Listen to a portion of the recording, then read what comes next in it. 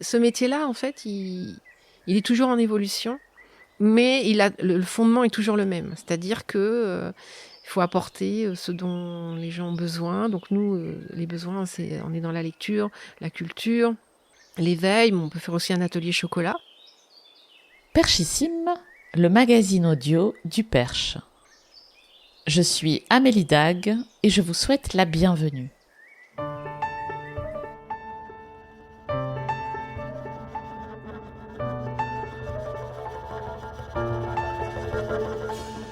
Elle est devenue une institution à la loupe et au-delà, par son architecture, son ouverture sur la ville et son dynamisme. La médiathèque L'Escapade est surtout, aujourd'hui, le lieu de tous les possibles.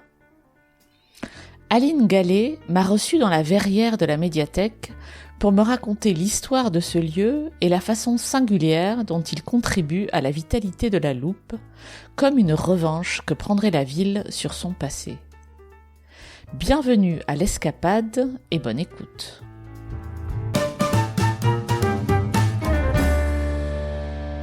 Bonjour Aline. Bonjour Amélie. Merci de me recevoir. Bienvenue. Est-ce que tu peux m'expliquer avec tes mots ce qu'est cet endroit ? Alors, la médiathèque L'Escapade, elle a été inaugurée il y a 1 an, mais ce lieu a 30 ans.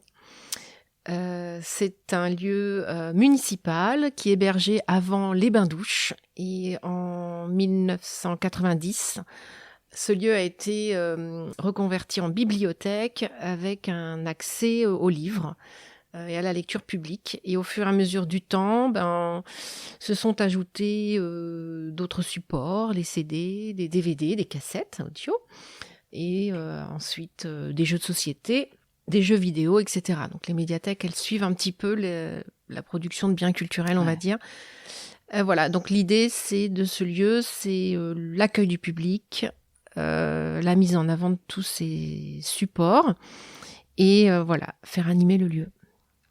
C'était des bains-douches jusqu'en 1990 ? C'est ça, oui. Wow. On a encore des habitants qui ont été enfants dans les bains-douches. Wow. Donc on arrive à les situer, on a gardé des tickets. Voilà, et après, chacun a eu sa propre salle de bain et les bains-douches n'étaient plus utilisés. Il y avait aussi des locaux des services techniques, différentes petites pièces, des bars, etc. Et au fur et à mesure du temps, voilà, la ville a changé les fonctions de ce lieu. La surface est conséquente. Voilà, on est à 300 mètres carrés, wow. Donc moi je suis ici depuis une 20aine d'années et on a pas mal avancé dans les espaces. Parce que l'idée, plus en fait on étend les usages du lieu, un espace pour lire, un espace pour jouer, mieux c'est en fait. Donc là, je pense qu'on a atteint toutes nos capacités. Vous êtes 2, 3 ? Alors, nous sommes 3 en poste. Il y a ma collègue Catherine, ma collègue Marie-Pierre. Et donc, on est agents de la commune de la Loupe. Catherine et moi, on est agents de la filière culturelle. Donc, c'est un peu un jargon, mais en fait, derrière ça, absolument. Il y a aussi des parcours, des diplômes, etc., une formation et des concours. Donc, ce sont des concours de la filière culturelle. Ma collègue Marie-Pierre est à la filière technique, puisqu'on retrouve Marie-Pierre aussi à la garderie, à l'école. Donc, elle est connue de tous les enfants à tous les niveaux de la collectivité. Et donc, voilà, on est toutes les 3, en fait, à se partager l'accueil et les tâches arrière, un peu invisibles de la structure. Ok, on reviendra sur ton parcours à toi. Donc tu disais c'est une bibliothèque municipale. Oui. Les bibliothèques municipales, ça veut dire que derrière il y a une volonté des élus d'avoir un lieu qui propose un accès à la lecture publique. Une bibliothèque, c'est pas obligatoire. C'est pas un service obligatoire. La restauration scolaire, je pense, c'est un service obligatoire. Les bibliothèques, ce n'en est pas un. Au niveau du conseil départemental, avoir une bibliothèque départementale, c'est obligatoire, par exemple. D'accord. Donc, chaque département a une bibliothèque. C'est pas le cas pour les communes. Donc, ici, vous avez des communes à peu près dans les chefs-lieux de communautés de communes. Ouais. Et il y a aussi des bibliothèques dans des petits villages. Autour de nous, vous avez une bibliothèque à Bellomère, Saint-Victor-de-Buton, Champron-Gâtine, par exemple, Saint-Igny, qui sont tenus par des bénévoles. D'accord. Voilà, donc après, l'idée, c'est comment on les fait fonctionner. À l'échelle de la Loupe, il y a donc 3 agents en poste. Donc je dis agents parce qu'on est des agents, des fonctionnaires. Et derrière ça, il y a une volonté de ces élus de faire vivre ce lieu pour la population. On est un service qui existe pour la population, c'est ce qu'on appelle le service public.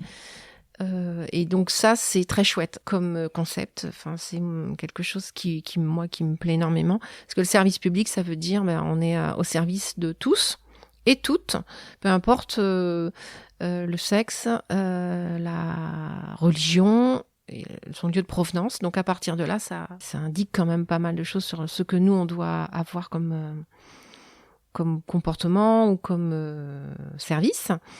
Voilà, donc après on a des formations et on travaille en concertation avec les élus. Voilà, donc c'est ce que souhaite le conseil municipal, ce que la médiathèque peut apporter, ce que peut donner le territoire, ce que impulse parfois aussi l'État. On a des grands rendez-vous, les nuits de la lecture, les nuits des musées, les mois du patrimoine. Donc comment avec toutes ces injonctions, c'est pas péjoratif, mais voilà, comment on fait une espèce d'offre, nous, raisonnable. On va peut-être préciser, mais si jamais il y a un doute, évidemment, la bibliothèque n'est pas réservée aux habitants de la Loupe. Non, c'est ça. On pourrait même habiter à Marseille et y adhérer, quoi. C'est ça, oui, ça serait pas impossible, parce que un habitant de Marseille qui vient en vacances à la Loupe pour des raisons familiales, voilà, bon, en général, ils prennent le lieu d'habitation de la personne qui les reçoit, mais pendant les vacances, on a des personnes qui, voilà, s'abonnent ponctuellement pour emprunter. Donc, on a des habitants de la Loupe, des habitants de la communauté de communes et des habitants de l'Orne aussi qui sont abonnés chez nous, parce que c'est pas si loin, l'Orne. Neuilly sur Eure est à côté, par exemple, la Madeleine-Bouvet, le Pas-Salomère, et qui, pour des raisons XY, viennent à la Loupe. Donc, ça apporte un panel assez large de personnes. Le service est gratuit pour les enfants, c'est ça ? Oui, on peut. Alors, le lieu est libre d'accès. On peut rentrer et sortir, s'arrêter un instant parce qu'on a besoin. Et après, l'abonnement est gratuit pour les enfants jusqu'à 18 ans, peu importe le lieu d'habitation. Et il est à 8,50 € pour les adultes de la Loupe et 10 € pour les hors la Loupe, en fait. Voilà. Et il y a un service de prêt, on peut emprunter 10 documents, peu importe lesquels, pour 4 semaines. Okay. Voilà, donc ça c'est un peu des règles. C'est généreux. C'est généreux, c'est vrai. Et après, voilà, chacun fait sa cuisine. Parfois, c'est toujours trop peu. Parfois, c'est suffisant. Chacun, voilà, prend son rythme et fait, voilà, comme il a envie.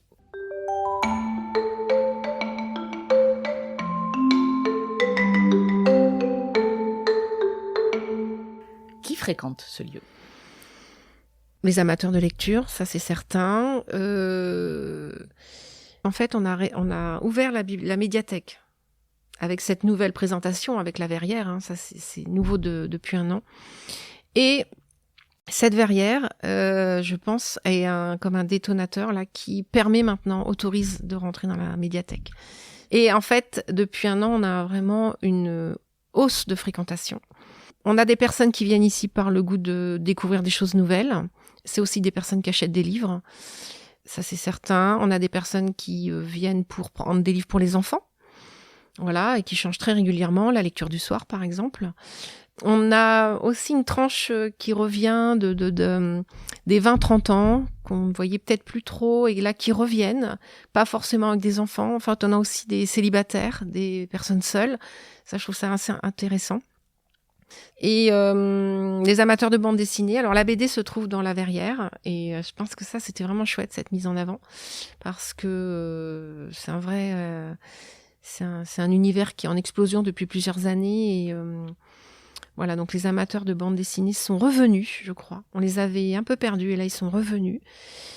Et puis les personnes âgées, les retraités qui sont pas la catégorie c'est pas la catégorie qu'on touche le plus. On les voit plus souvent.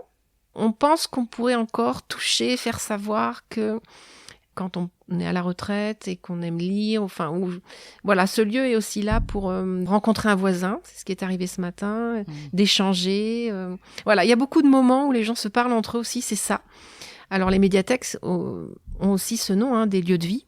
Alors, il y a le mot tiers-lieu, pourquoi pas, mais en tout cas, lieu de vie, ça c'est certain, pour discuter. J'ai vu un grand-père venir avec son petit-fils jouer à un jeu vidéo et embarquer un enfant qui passait par là. Voilà, à chaque fois qu'il y a des rencontres comme ça, là on se dit que c'est chouette. Ouais. On est en lutte quand même contre le schéma de la médiathèque, de la bibliothèque d'avant, plus traditionnelle, du silence obligatoire, de la vénération du livre comme objet sacré, qui du coup repousse encore aujourd'hui des personnes qui auraient un peu décroché de la lecture. Ça fait peur, en fait. Ouais. Aussi parce que le livre a été une expérience douloureuse à l'école. Donc, on essaie aujourd'hui avec des partenaires sociaux, avec des associations qui existent, qui militent pour ça, de dire que la lecture peut être aussi source de plaisir.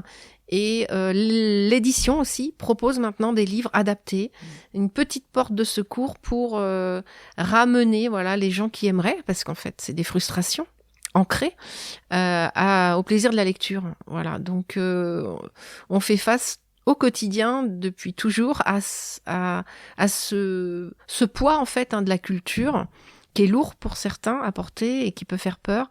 C'est culturel, c'est aussi c'est normal. Mais voilà, aujourd'hui on essaie de casser ça en disant que c'est possible de revenir à la lecture.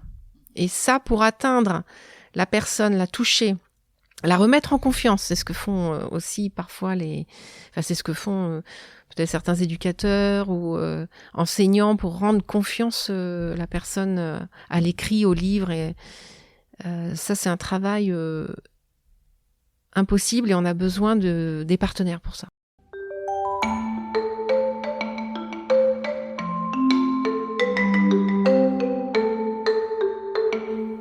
Alors, j'aimerais bien connaître ton histoire à toi avec ce lieu. Donc, tu dis ça fait 20 ans que tu es. C'est ça. Ici. Oui. Alors, je voulais être libraire. Tiens donc. Quand j'étais petite. J'ai voulu aussi être instite et hôtesse de l'air, mais moi aussi. Bon, on en parlera plus tard. C'est ça. Et je m'étais libraire et voilà. Donc, je viens du Perche. Ouais. Voilà, je suis née en Bourgogne, cependant. Ah. Mais mes parents sont du Perche, ma mère de l'Orne et mon père d'Eure-et-Loire. Et ils ont migré, jeunes amoureux qu'ils étaient, en Bourgogne, dans la Nièvre, et je suis née là-bas. Ils sont revenus dans le Perche de l'Orne, et après dans le Perche de l'Eure-et-Loire. Et donc moi, j'ai fait mon parcours sur Nogent-le-Rotrou, en fait. Et ensuite, j'ai fait une faculté d'histoire à Tours. Ah. Voilà. Et à un moment donné, il a fallu donner une touche professionnelle à tout ça. Et j'ai fait un DUT de documentation, en fait. Donc, j'ai fait ce DUT à Tours. Après avoir dit non à une IUFM pour être instite, c'était encore là. Et ensuite, j'ai été documentaliste, vraiment. Et ensuite, il y a eu l'opportunité de ce poste à la Loupe que j'ai su par hasard, une rencontre fortuite, c'était curieux. Alors que ça se fait toujours comme ça. Ouais, c'est ça, c'était dingue. Et en fait, j'ai postulé, j'ai été prise parce que là, j'avais besoin de revenir. Des fois, je dis ça, mettre un pied dans le siècle. C'est-à-dire que là, j'étais devenue un rat de bibliothèque en fait pour faire des recherches. C'était chouette, mais c'était pas suffisant. Et voilà, c'était en 2002. Et maintenant, on a un pied dans le siècle parce qu'on suit l'évolution du temps, on suit l'évolution de la société. Il faut que les bibliothèques suivent l'évolution de la société. Donc là, ça, c'est bien. Et on reçoit des classes et parfois les élèves m'appellent maîtresse. Voilà. Ouf, la boucle est bouclée. Est-ce que tu veux m'expliquer à quoi ressemble ton métier ? Parce que nous, on vous voit que dans la bibliothèque, aux heures d'ouverture, mais j'imagine qu'il y a plein de choses derrière. Ouais. C'est vrai, nous, quand vous nous voyez à l'accueil, derrière, il y a ce qu'on appelle la chaîne du livre. Donc, c'est le tronc commun avec les métiers de la documentation. C'est tout ce qui est sélection des achats. Donc, on a un budget. Donc, comment on achète, pour qui, pourquoi, quel livre. Donc, ça, c'est un peu des méthodes, quoi, quand même. Et après, on commande. Et ensuite, on met les livres dans un catalogue. Donc, il y a toute cette partie de travail en interne, de catalogage, d'équipement des livres avant qu'ils arrivent en salle. On a aussi en parallèle de travail avec les partenaires sociaux, avec les enseignants, pour monter une programmation d'animation. On a ici quand même pas mal d'animations. Et il y a pas mal d'opportunités avec des associations nationales ou locales, avec les collègues du département qui nous aident énormément à la médiathèque départementale de Presles. Donc, c'est aussi des réunions, beaucoup. Et puis la veille, c'est-à-dire quand même lire la presse professionnelle, et, aller sur les réseaux, voir ce qui se passe un petit peu pour toquer à la porte, ou répondre à une animation. Là, dernièrement, par exemple, il y a une animation qui s'appelle Les champions de la lecture à voix haute. Ça, on suit ça un petit peu parce que la lecture à voix haute, c'est quelque chose qu'on aimerait vraiment mettre en valeur. Et ça fonctionne bien avec une association ici qui s'appelle Lire et faire lire. Et donc là, il y a eu une annonce sur les finales de ce championnat de lecture à voix haute. Et en fait, j'ai lu la newsletter et ils recherchaient un lieu d'accueil en Eure-et-Loire. Oh. Donc j'ai cliqué et puis en fait, ils nous ont accepté. Donc c'est trop bien. C'est quand alors ? Ça serait le 9 mars. D'accord. Voilà, donc ça, on en a... Pris, mais ouais, c'est ça. Et ce qui fonctionne bien à la loupe, c'est qu'on a des idées, des possibilités comme ça. C'est faisable, ça va, c'est pas... Voilà, c'est quand même raisonnable. Mais après, voilà, faut la salle des fêtes. Donc ça, c'est des réservations qu'on fait avec les collègues.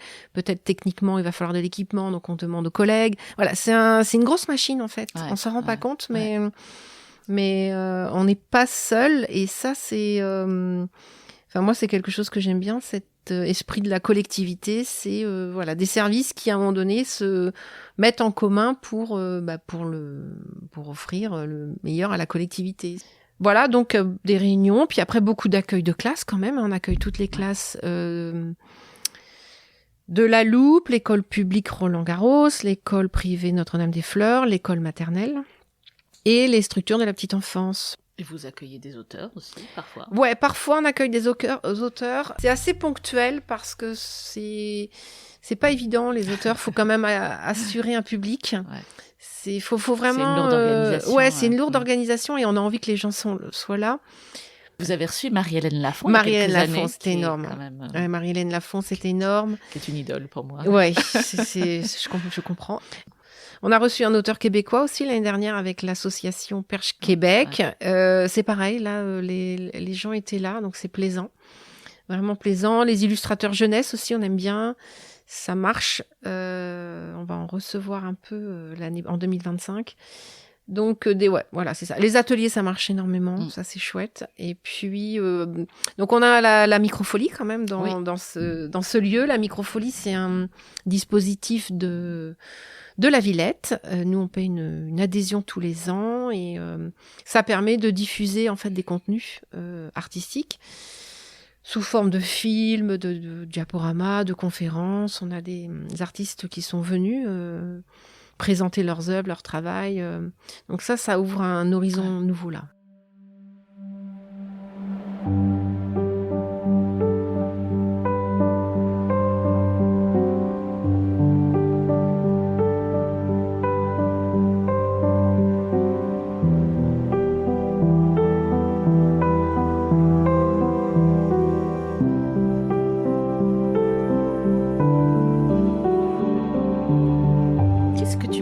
Toi, dans ce métier ?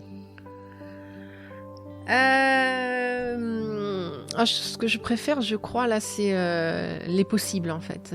Parce que il y a une base. En fait, il y a quand même une base. Il y a cette base de travail. Et voilà, un jour, on voit un message, on se dit, mais ça, là, ça va coller avec ça. Et puis, ça colle, ça marche. Et les rencontres et le fait que... Voilà, ça a un sens. Il y a un moment donné, une proposition, elle a un sens.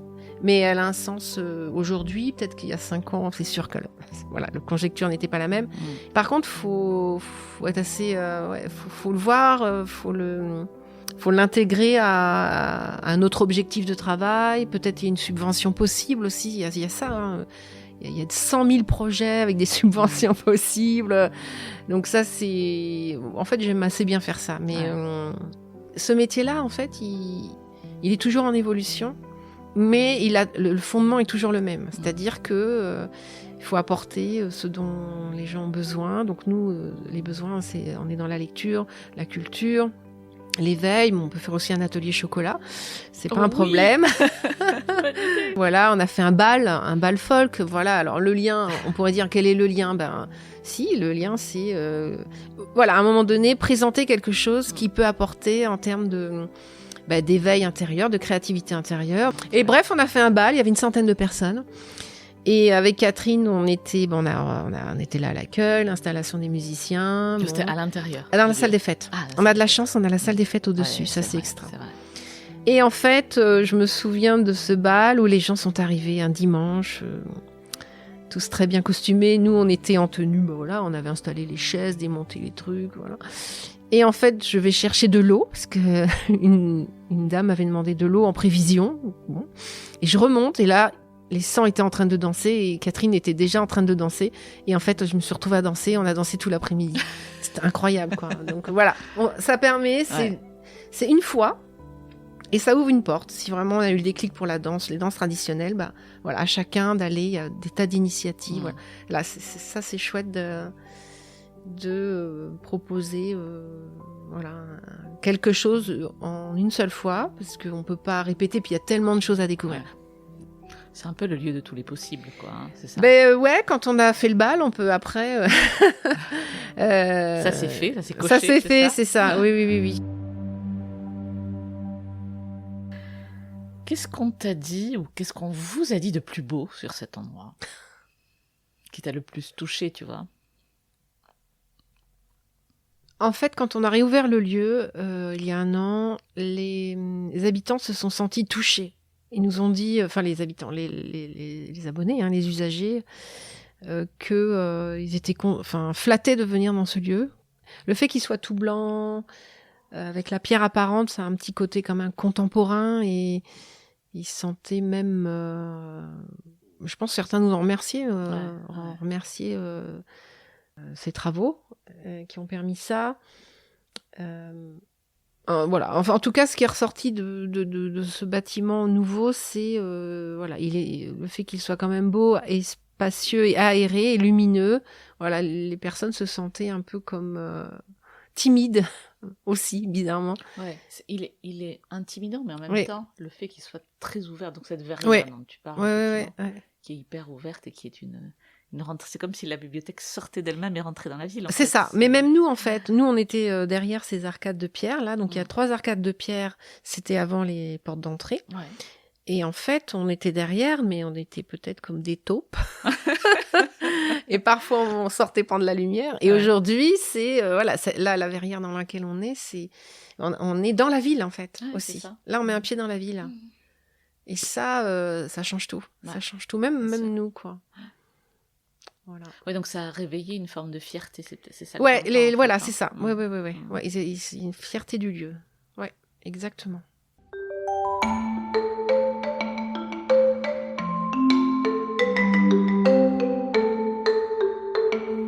Tu as grandi à Frétigny, tu m'as dit, c'est ça ? Non, alors moi j'ai grandi dans l'Orne, Hommage. Ah, d'accord, Hommage, ok. Hommage, et après mes parents habitaient Frétigny. Ouais, okay. Exactement. D'accord. Ouais. C'était comment de grandir Hommage ? C'est vraiment les souvenirs de l'enfance, parce que c'était une ferme, un peu éloignée du bourg, avec une grande allée de tilleuls. Donc moi j'ai des souvenirs d'aller Hommage en vélo, de l'épicerie où on allait chercher des bonbons avec mes copines, et des souvenirs aussi de campagne. Mes parents étaient agriculteurs, donc de moissons. On n'était pas loin de la forêt de feuillets, donc aussi pas mal cette ambiance des bois, des champs aussi, et puis d'une mare aussi où on allait pêcher. Enfant, donc c'était un peu n'importe quoi, mais on s'amusait bien. C'est ça. Donc c'est c'est vraiment c'est assez champêtre, en fait. Ouais. Et puis l'école, moi je suis allée à l'école maternelle du Mage, qui n'existe plus, donc avec un bus à Moutier-au-Perche, qui n'existe plus parce que maintenant c'est une mairie, mais je passe par là de temps en temps, et à Bisou. D'accord. J'ai fait mon CM1, mon CM2. Et voilà, c'est des cantines, c'est assez douillet, ouais. C'est insouciant. Puis moi, j'étais un peu J'étais un peu insouciante aussi. Je pouvais descendre ailleurs que là où ma mère m'attendait parce que j'étais invitée à un goûter, quoi. Donc voilà. Elle a qu'à deviner, hein. C'est ça. Et moi, je me suis fait gronder. Ah oui. Mais c'était... voilà. Moi, j'étais assez... Ouais, c'est ça. Assez... C'est assez agréable d'y penser, ouais. Ouais.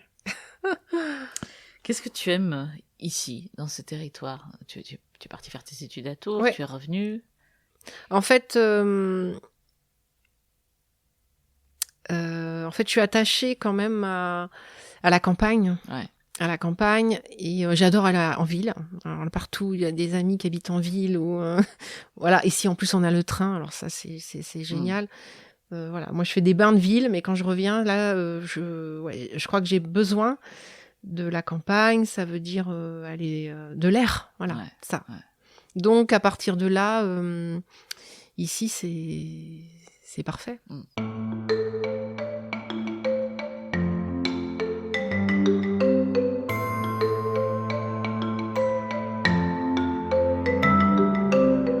Qu'est-ce que je peux te souhaiter à toi ? La bibliothécaire va dire encore des possibilités, ça c'est sûr. Et il y a beaucoup d'initiatives encore. Des financements, on a eu une belle période après le Covid. Mais voilà, faut être encore malin. Et là, on a aussi une équipe administrative qui nous soutient bien quand on a besoin de monter des projets. Voilà, encore cette curiosité-là, ça c'est sûr. Et à la Aline sans casquette de bibliothécaire, et en civil, voilà, encore de l'air en fait. Cet air-là qu'on a ici, en tout cas près de chez moi, dans mon village, là, à côté de la Loupe, où on peut facilement marcher et puis rentrer dans un bosquet et puis tout à coup voir un plateau, voilà. Mais voilà, l'air, respirer.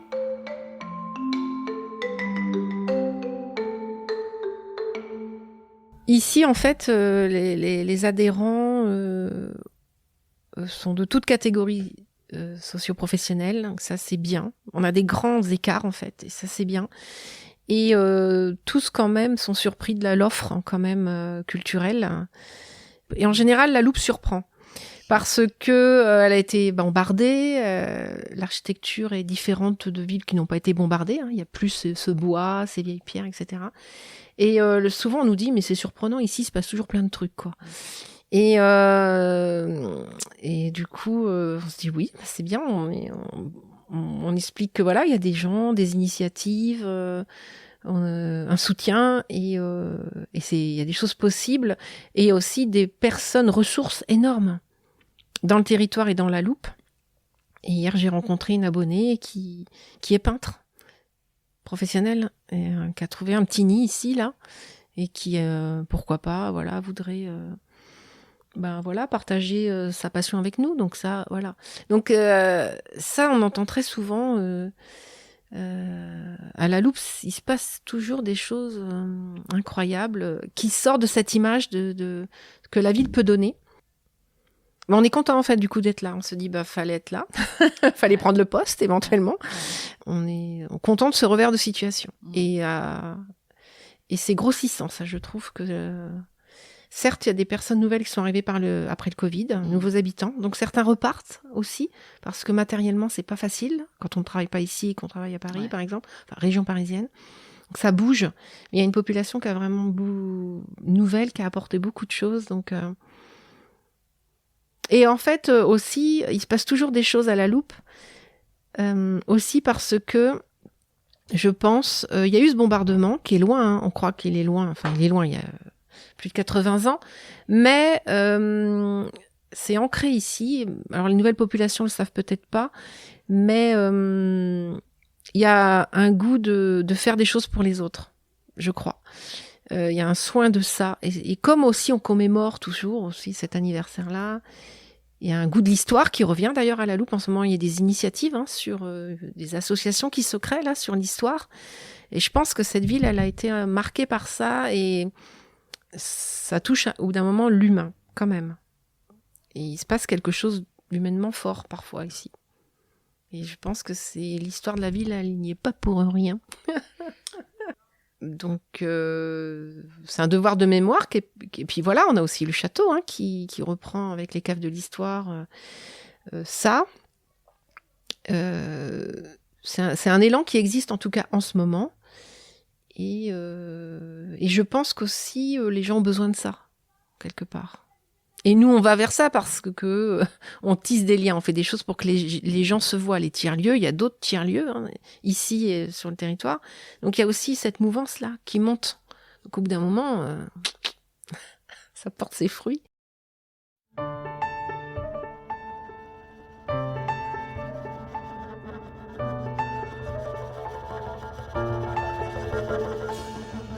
C'est la fin de cet épisode.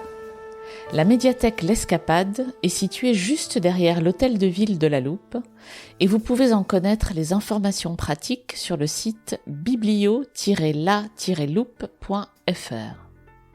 Si vous aimez Perchissime, criez-le sur tous les toits et suivez son actualité sur Instagram, Facebook ou LinkedIn. Merci pour votre écoute et à très bientôt.